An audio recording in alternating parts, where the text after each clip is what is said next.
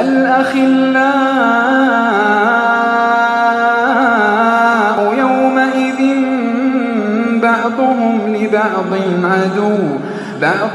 لبعض عدو إلا المتقين. يا عباد لا خوف عليكم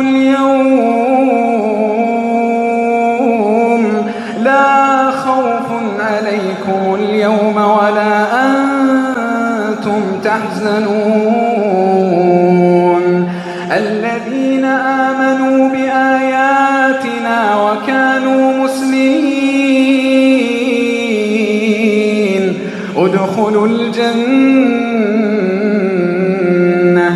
ادخلوا الجنة أنتم وأزواجكم تحبرون